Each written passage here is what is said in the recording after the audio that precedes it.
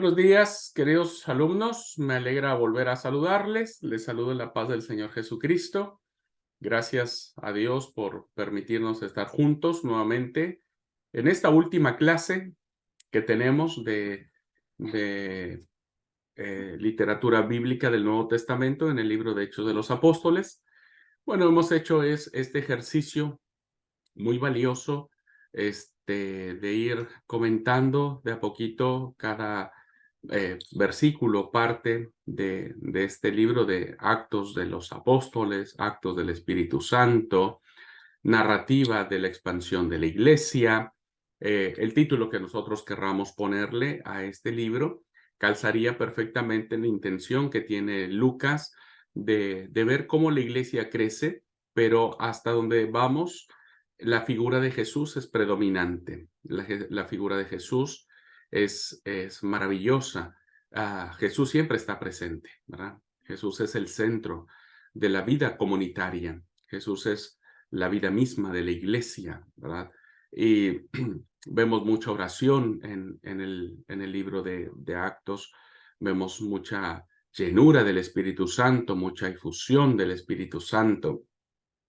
Y sobre todo, como va a ser muy característico de las cartas paulinas, queridos alumnos, está el hecho de cómo el autor va a estar más acorde con la visión que tendrá Pablo de Jesús, ¿verdad?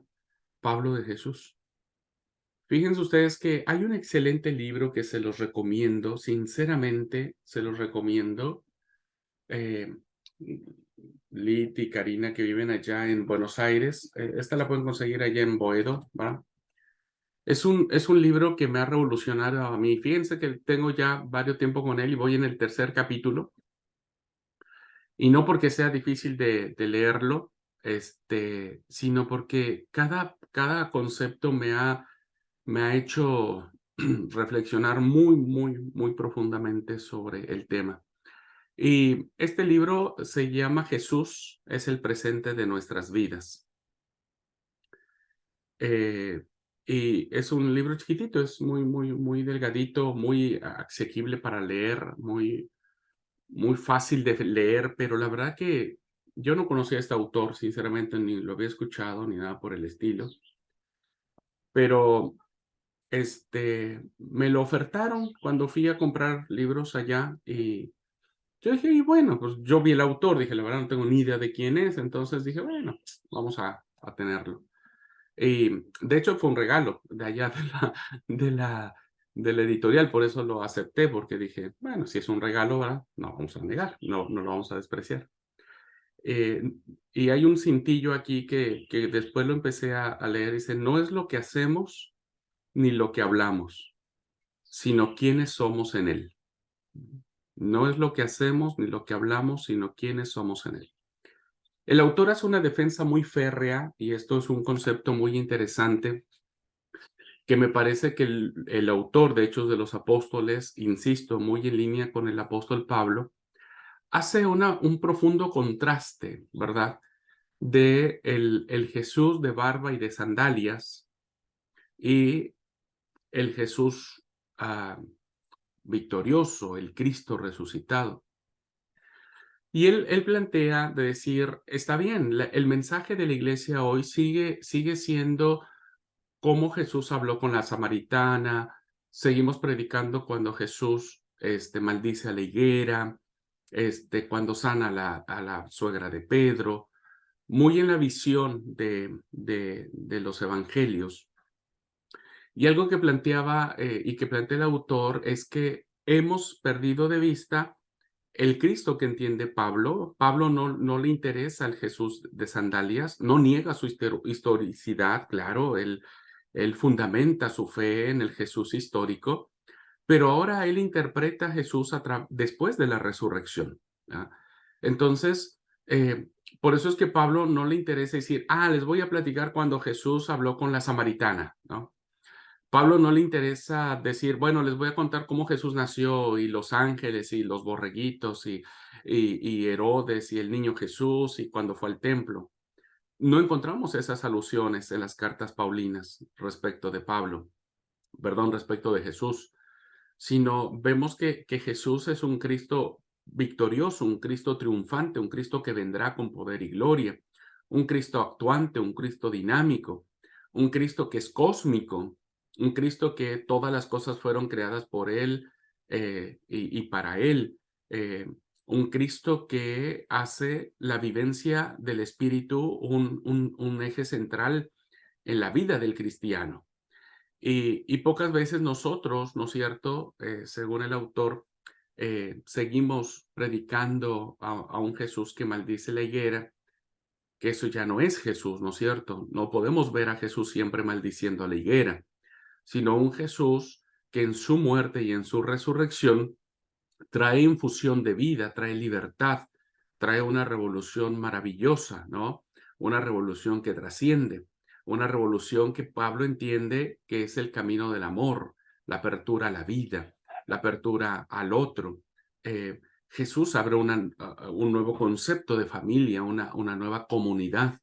Jesús no se rodea del poderoso, Jesús se rodea del lisiado, del cojo, del sucio, del harapiento, de la prostituta, del prostituto, del recaudador de impuestos, del ladrón. Jesús crea una comunidad a partir de los despreciables, porque la comunidad de Jesús es una comunidad que si las prostitutas van delante de todos, ¿verdad? Si las prostitutas van delante de todos, entonces hay esperanza para que todos entremos en el reino. Si los ricos y los poderosos, si la gente de influencia irían adelante, pues no habría cabida para ninguno de nosotros. Ellos lo llenarían todo. Pero si las prostitutas van delante, ¿verdad? Entonces hay cabida para todos. Este concepto de una comunidad de Jesús abierta es un concepto que Pablo maneja profundamente. Pablo maneja a un Cristo que abre este camino de una nueva comunidad, ¿verdad? Una nueva comunidad donde todos tienen cabida, donde todos son iguales. Una comunidad en donde Jesús no hace acepción de personas, sino todo lo contrario, come con ellos. Imagínense, es como juntarse con los drogadictos de tu cuadra, ¿no? Ahí de tu calle. Es ir con los drogadictos y sentarte y comer con ellos. Es lo que Jesús hacía en esta nueva comunidad que él hace. Él abre una nueva familia. Y Pablo entiende este concepto, ¿no es cierto? Y entonces abre esta nueva comunidad donde no hay judío, no hay gentil, no hay hombre, no hay mujer, no hay siervo, no hay libre, todos somos uno en Cristo Jesús. Defiende la igualdad de las personas como un signo mesiánico, ¿no? Como un signo del Cristo triunfante, del Cristo que cuando estuvo en la tierra no fue entendido, pero en las comunidades cristianas se abre a la apertura y al amor y a la vida. Jesús abre esta comunidad de un cántico de liberación, un cántico de libertad, un cántico donde rompe las cadenas de las opresiones sociales, económicas, políticas, culturales. Cristo inicia en el camino hacia la libertad, ¿no es cierto? Y Pablo retoma este tema y dice, donde está el Espíritu del Señor, allí hay libertad. Y por eso vemos que Pablo habla en sus cartas mucho de la infusión del Espíritu, cómo el Espíritu sigue abriendo esos caminos de nueva comunidad que Cristo establece y que Cristo comparte a sus seguidores. Bueno, es un excelente libro, se los recomiendo como para una lectura respirada, ¿verdad? Es una lectura respirada. El libro se llama Jesús es el presente de nuestras vidas. No es caro en lo absoluto, no es caro. No sé si por Mercado Libre, no sé si pueda conseguirse. El autor es Juan Carlos Ortiz. Él es el autor del libro. Y la editorial es Peniel. De verdad que voy en el tercero. Apenas leí el tercer capítulo que habla acerca de el nuevo pacto es el Espíritu Santo. Interesante la dirección que le da hacia el Espíritu Santo, no en un enfoque trinitario, que a veces eso nos da miedo, títulos así nos dan miedo, como decir, oh, esto es trinitario. Me encanta cómo maneja el concepto del Espíritu Santo, como una realidad, que es lo que puede, que es lo que Hechos de los Apóstoles manifiesta, que es lo que este autor dice: rescatemos al Jesús victorioso, ¿verdad? Y no nos quedemos solamente en el Jesús de barba y de sandalias. Sí, el libro es Jesús, es el presente de nuestras vidas. El autor es Juan Carlos Ortiz. Ese es el autor, Juan Carlos Ortiz.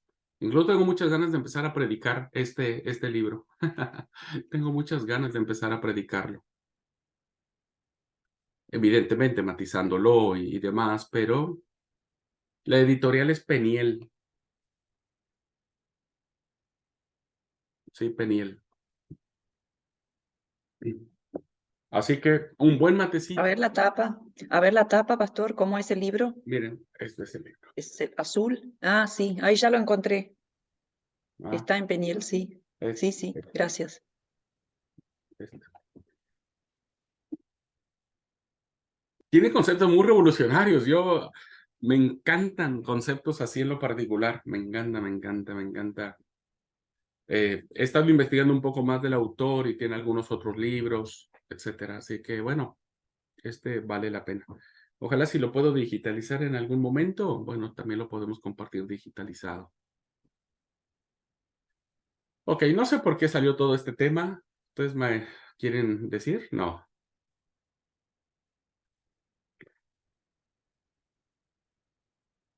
Bueno, no sé por qué salió todo este sermón, que ya les ofrecí. No, es que hermanos, es fascinante redescubrir un montón de cosas que a veces nuestros legalismos y nuestras religiosidades nos han impedido ver, ¿verdad? Nos han impedido ver.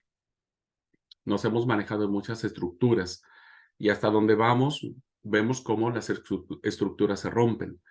Y en el caso de Esteban, las estructuras se rompen. En el caso de Felipe, que vamos a ver ahora la participación que tiene con el eunuco, también se rompen. Se rompen estructuras. El Espíritu Santo rompe barreras, rompe estructuras, rompe formas de pensar, rompe incluso formas milenarias de pensar, ¿no? En el caso de Esteban, que dijo: no, ustedes durante miles de años pensaron que Moisés era importante para sus vidas. Bueno, hoy les quiero demostrar que nunca creyeron en él.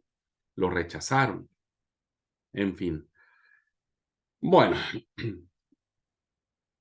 vamos a seguir la lectura. Ahora corresponde a terminar el ciclo de tradiciones que el texto bíblico le atribuye a Felipe. Vean ustedes cómo estas dos tradiciones que están en torno a estos dos personajes son tradiciones muy largas, ¿verdad? Es curioso que ninguna tradición bíblica le dé bolilla, en el muy buen sentido de la palabra, por ejemplo, a Bartolomé. Pues Bartolomé fue el discípulo de Jesús, fue uno de los 12, y no encontramos ningún relato de él, ¿no? O de Tomás, o de Judas el Cananita, pero sí encontramos dos diáconos, ¿no? Que, válgase la expresión, se colaron en medio de todo esto, y el autor les da páginas centrales del mejor periódico del mundo, ¿no? Es interesante. Muy interesante. Yo lo interpreto, como les dije la otra vez, la apertura que hace el Espíritu Santo no exclusivista, sino es una apertura en la cual ahora todos participamos de esta llenura del Espíritu Santo, ¿verdad? De esta posición de de ser personas que podemos predicar la palabra con denuedo.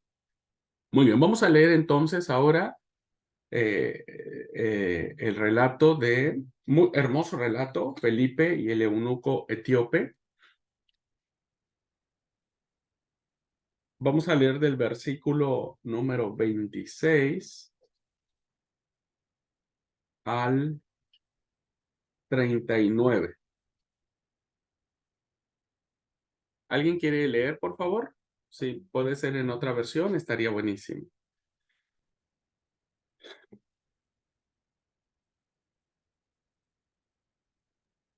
Leo, yo tengo las Américas, Sí, está bien, perfecto. ¿está bien? Ujú. Ahí leo. Un ángel del Señor le dijo a Felipe, levántate y ve hacia el sur, al camino que desciende de Jerusalén a Gaza. Este es un camino desierto. Él se levantó y fue, y había un eunuco etíope, alto oficial de Gándace, reina de los etíopes, el cual estaba encargado de todos sus tesoros, que había venido a Jerusalén para adorar. Regresando a su país sentado en su carruaje, y leía el profeta Isaías, y el Espíritu dijo a Felipe, ve y júntate a ese carruaje. Cuando Felipe se sentó, corriendo, le oyó leer al profeta Isaías y le preguntó, ¿entiende usted lo que lee? El eunuco le respondió, ¿cómo podré, a menos que alguien me lo guíe? E invitó a Felipe a que subiera y se sentara con él. El pasaje de la escritura que estaba leyendo era este: como oveja fue levantado al matadero, y como cordero mudo delante del que lo trasquila. No abre él su boca. En su humillación no le hizo justicia. ¿Quién contará su generación? Porque su vida es quitada de la tierra. El eunuco le dijo a Felipe, le ruego que me diga, ¿de quién dice esto el profeta? ¿De sí mismo o de algún otro?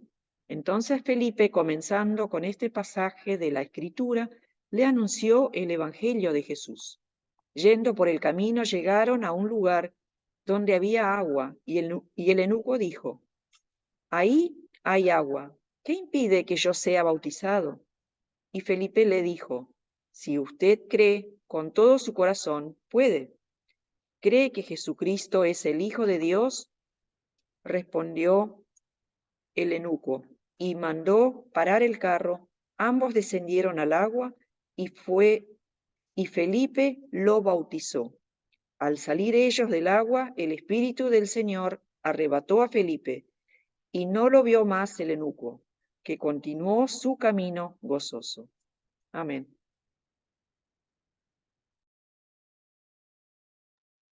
Gracias.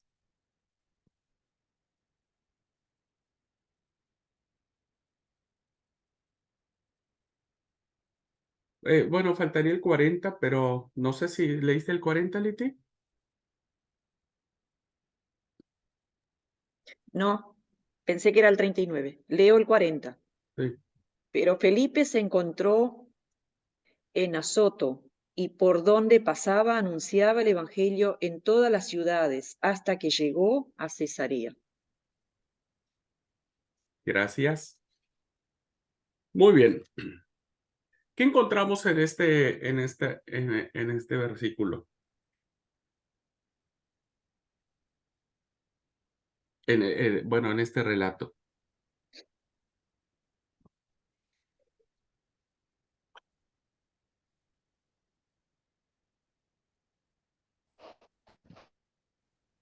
A mí me parece que encontramos dos cosas, ¿no? Que el tipo era eunuco, pero fue a adorar realmente, ¿no? Y se encontró que si bien fue a adorar, pero no era bautizado. Ok, no era bautizado y por eso lo bautiza ese momento Felipe, ¿no es cierto? Así es. Muy bien. Permiso. Sí, Sí. El Espíritu le dice a Felipe que se ponga en camino y el Señor sabía y ya estaba guiando todo para encontrarse con el eunuco y ya estaba, el Señor sabía todo y Felipe escuchó la voz y obedeció y cumplió la misión del Señor. muy bien, perfecto. ¿Alguien más?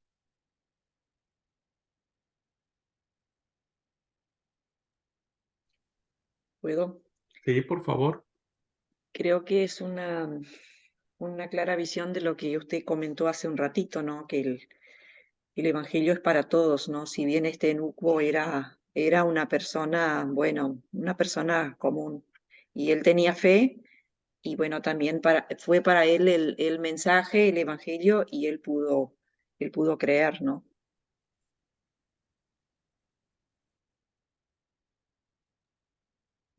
El mensaje es para todos. Qué interesante. Este punto me gusta mucho lo que ha planteado Liti. Todo, tanto Betty como Dina, es interesante. ¿Alguien más? Sí, ¿quién? Hola. Sí. Vera y luego Gaby.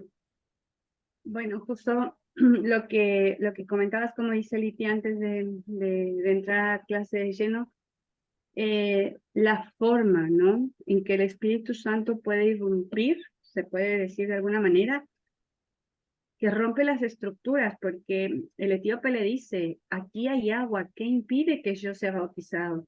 Muchas veces cuidamos mucho las formas, ¿no? Por ejemplo, esperamos a que un hermano que en su corazón nació el deseo de bajar a las aguas, esperamos a que sean las fechas en las que todos nos juntamos para que se haga el bautismo de todos, ¿no? Por ejemplo, digo un ejemplo muy llano de ahora.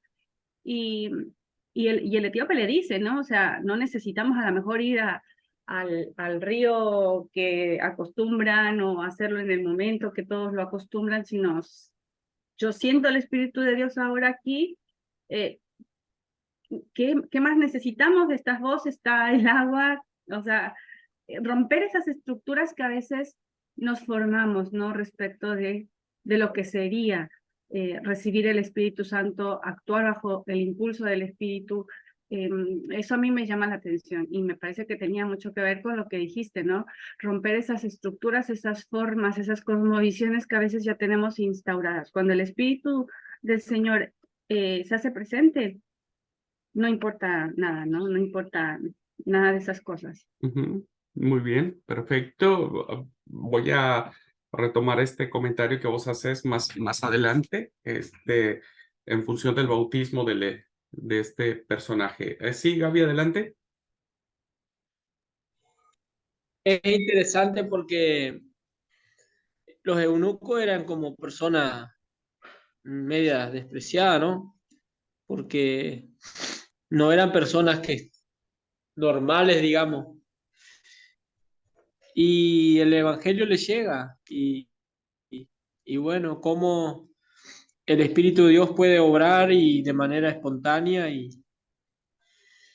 hacer que la persona decida bautizarse, ¿no?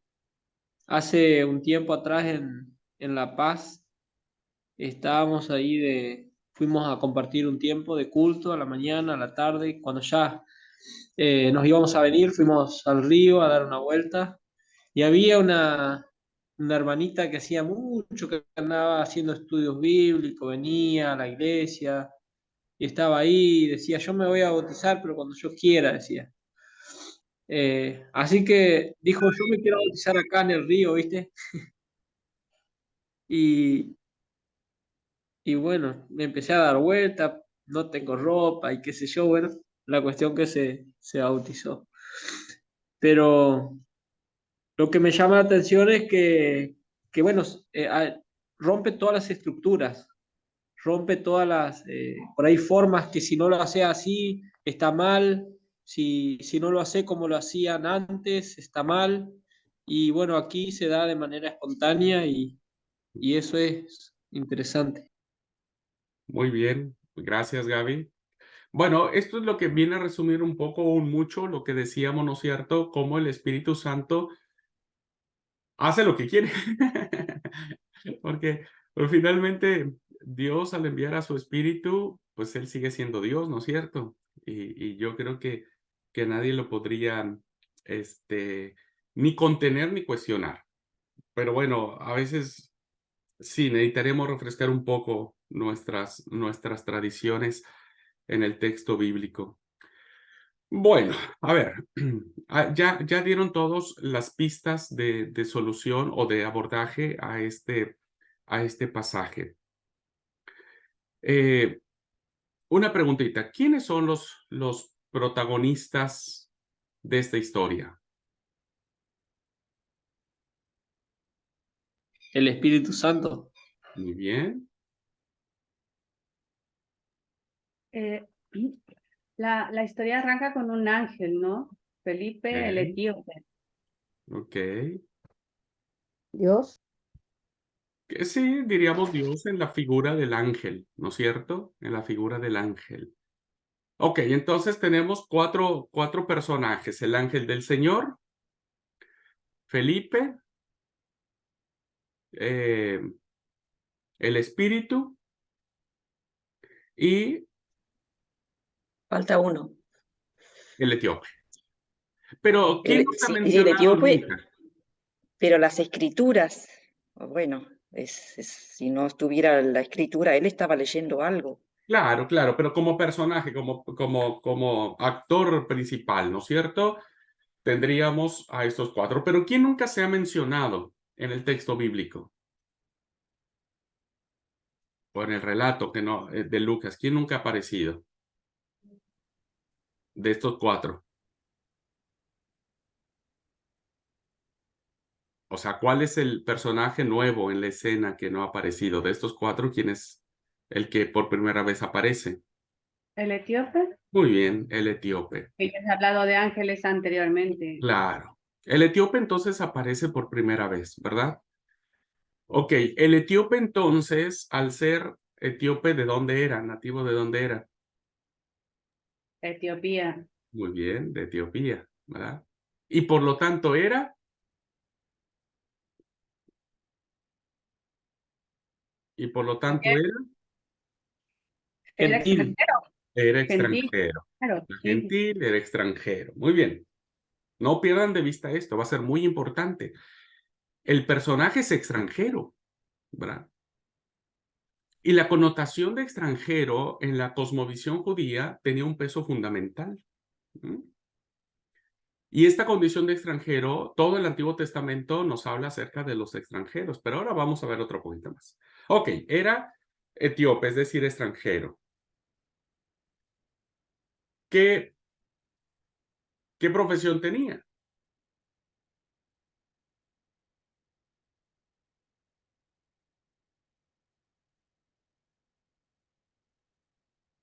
Algo Era así como funcionario contador. de la reina de Cadens. Estaba sobre todo su vida. Candance. Ajá. Dina, perdón, no lo escuché. Sí, estaba sobre todos los bienes, así que una especie de contador en las épocas modernas de ahora. El que Ministro le de cuidaba Economía, ¿verdad? de Era como economía. masa.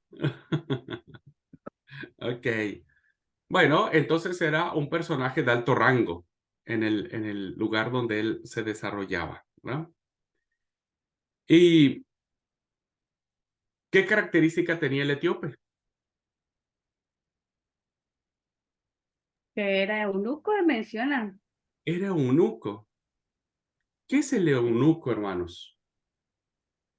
El eunuco era un hombre por género, pero que era castrado en alguna etapa de su vida para estar al cuidado, normalmente en esas culturas de las mujeres de los emperadores o de los reyes, ¿no? Estaban al cuidado de ellas y era precisamente para no tocarlas, para no poderlas tocar o que no despertaran algún tipo de líbido en ellos, los castraban, esos eran los eunucos. Muy bien. El eunuco, en el tiempo de Jesús, hermanos, los eunucos tenían dos características, o eran por dos características. La primera era alguien que tenía una impotencia sexual, alguien que no podía mantener una relación sexual con una mujer, se le consideraba eunuco. Esto provocaba evidentemente el rechazo, la burla y el desprecio de sus contemporáneos, porque recuerden que en el primer siglo nos movemos en una época muy machista, una época donde la figura del hombre es muy importante y su virilidad también es importante. Entonces, alguien que ahora nosotros llamaríamos impotente sexual era un eunuco, ¿verdad? Se consideraba como un eunuco. Pero también había estos otro grupo de eunucos, ¿no es cierto?, que les cortaban los genitales, ¿verdad? Le cortaban los genitales por muchas razones, ¿no?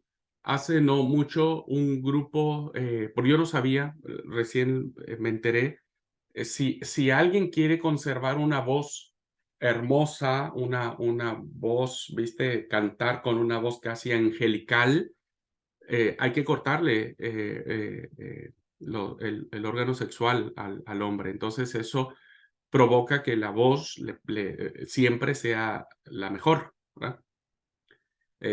Con mucho cariño y respeto, prefiero seguir cantando feo, pero la verdad es que hoy hacen eso. Hoy, para conservar la voz, yo no sabía, pero para conservar la voz los castran. Incluso no sé dónde, porque no alcancé a escuchar bien la referencia, hay un coro de no sé qué parte que se castraron los hombres para seguir manteniendo la voz linda en esto. Pero en el tiempo de Jesús, el que era castrado, pues evidentemente provocaba una serie de rechazo también, porque evidentemente era una persona marginada. Entonces, escúchenme, hermanos, es extranjero, no importa el cargo que tiene, pero sigue siendo un eunuco, ¿verdad?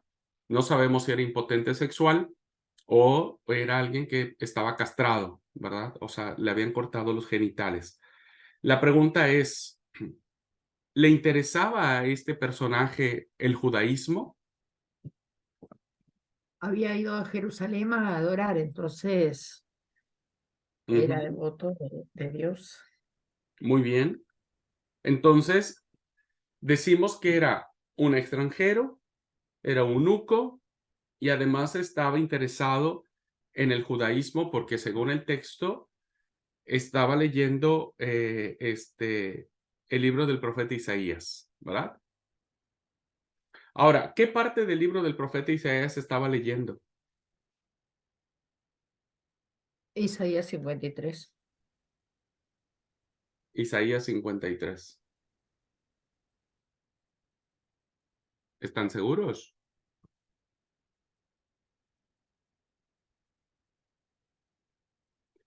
¿Qué pasaje creen ustedes que a la luz de los ojos de Lucas, al darnos, recuerden, este es un relato que Lucas decide incrustar, ¿no es cierto? Que decide poner en su obra. A la luz de los ojos de Lucas, al darnos esta narración, esta historia, ¿qué texto de, eh, de la Biblia estaría leyendo?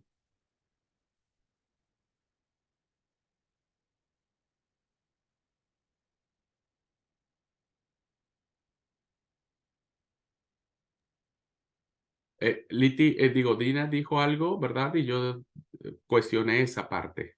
Liti, Gaby. Claro. Yo me tiro que pudo haber estado leyendo El año agradable para todos. No que fue llevado al matadero, sino que el año de la sanación, el año agradable. No recuerdo la cita. Ok.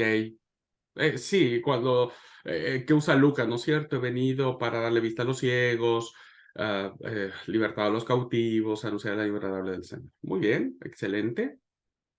Gaby. El texto que cita es el texto de Isaías 53, ¿o no? Y Literalmente. ese es el que estaba leyendo el eunuco. La pregunta es, ¿cuál creen que Lucas, qué texto creen que Lucas estaba leyendo cuando nos comparte esta historia? Acá yo tengo una referencia de Isaías 56, 3 y 5, Claro, donde habla de que ellos, algunos habían sido excluidos de lo que era los privilegios de Israel por aquellas cuestiones de que eran mutilados. claro. Ahora, Entonces, Isaías 56:3 dice, y el extranjero que sigue a Jehová, no hable diciendo, me apartará totalmente Jehová de su pueblo, ni diga el eunuco, he aquí yo soy árbol seco, porque así dijo Jehová, los eunucos que guarden mis días de reposo y escojan lo que yo quiero y abracen mi pacto, Yo les daré lugar en mi casa y dentro de mis muros, y nombre mejor que el de los hijos e hijas. Nombre perpetuo les daré que nunca perecerá. Y a los hijos de los hijos extranjeros que sigan a Jehová para servirle y que amen el nombre de Jehová para que sean para ser sus siervos a todos los que guarden el día de reposo para no profanarlo y abracen mi pacto. Versículo 7 también, por favor, Bere. El 7. Y dice, y yo los llevaré a mi santo monte y los recrearé en mi casa de oración. Sus holocaustos y sus sacrificios serán aceptos sobre mi altar, porque mi casa será llamada casa de oración para todos los pueblos. Amén. Gracias. Sí, Dina, adelante. Sí, en el verso 32 dice el pasaje de la escritura que estaba leyendo era el siguiente, y se me hace que es Isaías 53. Y después en el 35 dice, entonces Felipe, comenzando de ese mismo pasaje de la escritura, le anunció las buenas nuevas acerca de Jesús. Por eso mi confusión era que era Isaías 53. No estoy diciendo Claro, que... claro. Recuerde, todavía no llegamos a esa parte. Yo los centré, los situé en el contexto y les dije, ¿quién es el eunuco? Es extranjero. O el personaje es extranjero y es eunuco. Les di esas dos claves. ¿Por qué Lucas elige a un personaje que reviste estas dos características? Porque resulta, hermanos, que cuando se comienza a extender la fe en el Dios verdadero, al pueblo de Israel se le fueron uniendo personas que podían sentirse marginadas por la situación que se encontraban. Y el profeta Isaías pone dos ejemplos. Habla de los extranjeros y habla de los eunucos. Las dos características fundamentales. Es decir, que en esta comunidad igualitaria, ¿verdad? Esta comunidad a la que abre Jesús abre una nueva comunidad de fe, ¿verdad? Entran estas personas que a la luz de otros eran excluidos. No eran permitido entrar al templo, no les permitía gozar de las promesas de Dios. Y entonces el profeta Isaías les promete que Dios los acogerá en su templo, ¿verdad? El templo, el santo de los santos, donde habita la presencia de Yahvé, y en su ciudad santa, y algo maravilloso, dice el profeta Isaías, les pondré mi nombre eterno. Cosa no menor, queridos alumnos, ¿verdad? Cosa no menor. Les pondré mi nombre eterno. Lucas entonces, a través de esta narración, nos dice que esa promesa se cumple ahora, pero no en el templo. Fíjense, interesante el punto. Sino ¿dónde se cumple? En la comunidad cristiana, a través de la fe de Jesús sellada en el bautismo de agua. ¿Mm?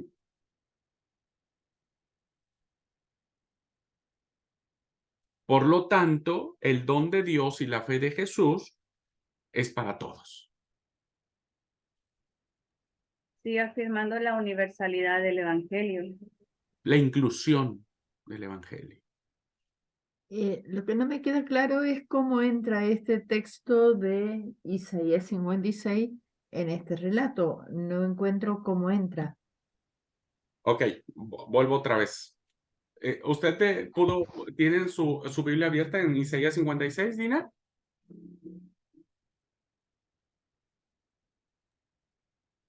Sí, Ok. ¿De quiénes está hablando el profeta Isaías aquí? en el verso 3 dice usted. Ajá, Sí, de acuerdo. Está hablando de los extranjeros y habla, me parece que de los eunucos, por lo que estaba. Sí, sí. pero lo que yo no encuentro, cómo Lucas lo introduce en el capítulo de Hechos. Esa es la parte que yo no entiendo. No Porque es que lo incruste, Dina, porque el que incrusta, el texto que incrusta Lucas es el de Isaías 53. Lo que yo estoy trayendo aquí es que Lucas conoce Isaías 56. Y por eso nos ofrece esta historia de un hombre que pudo haber sido un judío, que pudo haber sido un sacerdote del templo, que pudo haber sido cualquier otro personaje, pero el personaje que Lucas elige para darnos esta narración tiene estas características, que es un extranjero y es un eunuco. Y entonces Lucas, conociendo el Salmo 56, que efectivamente lo conocía a la perfección, nos dice a través de esta narración que ahora la comunidad de Jesús se cumple la promesa de Isaías, pero no en el templo, sino en la comunidad cristiana. Y el Claro, bautismo, sería como... Ujú. ¿sí, Dina? Sí, sería como, con esa base de texto de Isaías 56, sería como justificar y explicar por qué está el texto del eunuco en Hechos, ¿no? Claro, claro. Es justificar por qué el texto del eunuco que aparece en Hechos. ¿Por qué un eunuco? No habían salido los eunucos hasta aquí. Claro, y esto habría que volver a Deuteronomio, donde nos habla sobre todas esas leyes que había, y en el 23:1 habla justamente de que todos aquellos que habían sido amputados o que tenían magulladuras no podían entrar al templo de Jehová. Entonces, a la congregación, al hacerlo al eunuco ahora parte de, es como, vos decías bien la palabra, a lo mejor, ¿no? No la universalidad, sino la inclusión, de que ahora no había excusa para que alguien, por algún defecto que antes se consideraba por parte de los judíos, no pudiera ser parte de. Claro, recuerden que uno de los grandes conflictos que tenía el judaísmo era aceptar a los extranjeros. Por eso hay muchas indicaciones, ¿verdad? Incluso el mandamiento dice, y el extranjero que está dentro de tus puertas, ¿verdad? Porque recuerden que los extranjeros siempre son excluidos. Miren, nosotros en ciertos sentidos seguimos siendo extranjeros, ¿no? Aquí en Argentina, por más de que digamos que somos argentinos y misioneros y demás, seguimos siendo extranjeros y puede ser que para algunas formas de pensar nosotros no pertenezcamos a esta vida. Todo extranjero ha sido un marginado. Vean ustedes, vienen los paraguayos aquí, cómo los maltratamos, o vienen los bolivianos, o vienen otras personas de otras nacionalidades y siguen siendo extranjeros y al ser extranjeros siguen siendo excluidos. Y recuerden que el mensaje que está trayendo Lucas es un mensaje de inclusión, es un mensaje de una comunidad donde todos tienen cabida en el nombre de Jesús, en la fe en Jesús. Entonces, por eso es que se explica cómo una narración de un personaje que nunca habíamos pensado que podría estar, que es un eunuco, ¿verdad? Se constituya como el paradigma de ser el primer extranjero que es recibido en la comunidad de fe, de manera formal, diríamos, ¿no? Porque hasta acá se le había predicado el evangelio a los judíos en Jerusalén. Se les había predicado el evangelio a los samaritanos, que finalmente los samaritanos eran descendientes del reino del norte, ¿no es cierto? Que de alguna u otra manera pertenecían al pueblo de Israel. Se les había predicado a las regiones de Judea, pero ahora Lucas está preparando el terreno para la apertura universal del evangelio a estos personajes que por decreto se les había excluido de la gracia de Dios. Por eso es la relación, Dina. No sé si pude explicar o quedé peor.